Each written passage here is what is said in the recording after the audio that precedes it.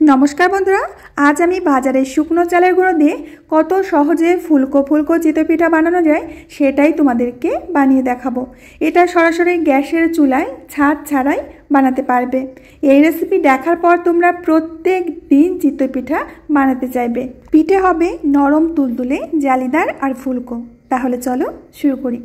সবার প্রথমে আমি নিয়েছি বাজারের কেনা চালের গুঁড়ো। এটা আতপ চালের গুঁড়ো। তো এই চালের গুঁড়ো দিয়ে আজকে তোমাদের ফুলকো চিতই পিঠা খুব সহজে বানিয়ে দেখাবো। নিয়েছি একটা মিক্সিং জার। এই জারের মধ্যে এর থেকে কিছুটা চালের গুঁড়ো আমি দিয়ে দিচ্ছি। সবগুলো একবারে দেওয়া যাবে না, আমি অর্ধেকটা দিয়ে এর মধ্যে দিয়ে দেব এবার উষ্ণ গরম জল। জলটা কিন্তু অবশ্যই উষ্ণ গরম জল দেবে। তো উষ্ণ গরম জল দিয়ে আমাদের এর একটা ব্যাটার তৈরি করে নিতে হবে। তো ঢাকনাটার মুখটা আমি খুব ভালো করে আটকে দিয়েছি। তো এটা একবারে নয়, আমি দুবারে করে নিয়েছিলাম। দেখতেই পাচ্ছ স্মুথ একটা ব্যাটার আমাদের তৈরি হয়ে গেছে। তো আমি দুবারে এই ব্যাটারটা তৈরি করে নিয়েছি। আর মিক্সিটা ধুয়ে একটু জল দিয়ে দিচ্ছি। আমি ঠিক যেভাবে দেখাবো সেইভাবে তোমরা যদি পিঠাটা তৈরি করো একদম ফুলকো নরম আর জালিদার পিঠা তৈরি হবে। ব্যাটারটা ঠিকঠাক না বানাতে পারলে তাহলে কিন্তু পিঠাগুলো ফুলবে না। এর মধ্যে দিয়ে দেব হাফ চামচ লবণ, মানে স্বাদ মতো লবণ দিয়ে দিচ্ছি। লবণটাকেও খুব ভালো করে ব্যাটারের সাথে মিশিয়ে নিতে হবে। এখন এর মধ্যে দিয়ে দেব আরও একটু জল, মানে ব্যাটারটা আমার একটু ঘন মনে হচ্ছিল, তো আরও একটু জল দিয়ে খুব ভালো করে মিশিয়ে নেবার পর এর মধ্যে দিয়ে দেব হাফ চামচ মতো বেকিং পাউডার। বেকিং সোডা নয় কিন্তু, এটা হলো বেকিং পাউডার। এবার বেকিং পাউডারটাকে ব্যাটারের সাথে খুব ভালো করে মিশিয়ে নিতে হবে। হাতা দিয়ে মেশানো যাচ্ছিল না বলে আমি হাত দিয়ে খুব ভালো করে ব্যাটারের সাথে বেকিং সোডাটাকে মিশিয়ে নিয়েছিলাম। এ দেখো, এবার ফাইনালি তোমাদের ব্যাটারের ঘনত্বটা বুঝিয়ে দিচ্ছি। দেখতেই পাচ্ছ হাতার পেছনে খুব সুন্দর একটা পাতলা কোট পড়ে গেছে। ঠিক এরকমই ব্যাটারটা রাখতে হবে, খুব ঘন না বা একদম পাতলাও না। এবার একটা বাটিতে খানিকটা জল নিয়েছি, জলের মধ্যে কিছুটা তেল দিয়ে দিলাম। খুব ভালো করে ব্রাশ দিয়ে জলটাকে এইভাবে গুলে নিতে হবে তেলের সাথে। আজকে আমি গ্যাসের চুলায় চিতই পিঠাটা তৈরি করব, এর জন্য একটা ননস্টিকের ছাঁচ নিয়েছি। ছাঁচের মধ্যে আমি একটু তেল ব্রাশ করে দিলাম। এবার ছাঁচটা গরম অবস্থায় কিন্তু এই ব্যাটারটা দিয়ে দিতে হবে। ঠান্ডা অবস্থায় দিলে কিন্তু পিঠাগুলো উঠবে না আর পিঠাগুলো ফুলবেও না। এই সময় গ্যাসের আঁচটাকে একদম হাই করে রাখবে যখন পিঠের ব্যাটারটা দেবে। তো সম্পূর্ণ সবকটা বাটিতে আমি পিঠের ব্যাটারটা দিয়ে দিয়েছি। এই সময় কিন্তু গ্যাসের আঁচটাকে আমি একদম হাই করে রেখেছি। প্রত্যেকটা টিপস ফলো করবে বন্ধুরা। এবার ঢাকনা দিয়ে ঢেকে 2 মিনিট অপেক্ষা করব আর গ্যাসের আঁচটাকে মিডিয়াম করে রাখবো। মিডিয়াম আছে পিঠাগুলো 2 মিনিটের মধ্যে রেডি হয়ে যাবে।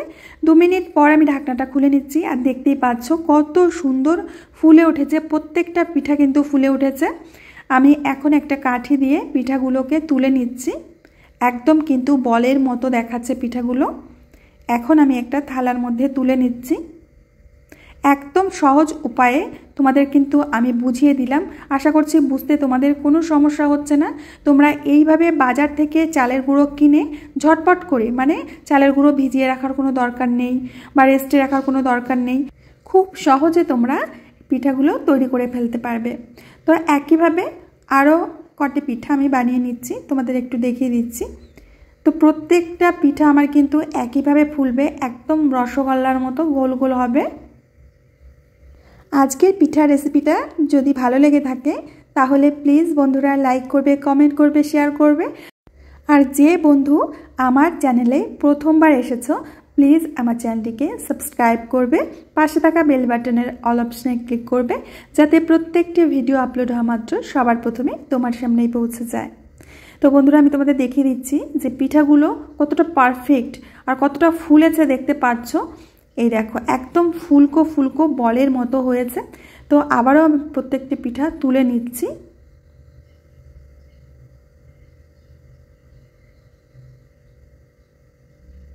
এই দেখো, তো একে একে প্রত্যেকটা ছাঁচের পিঠা আমি তৈরি করে নিয়েছি, দেখতেই পাচ্ছ।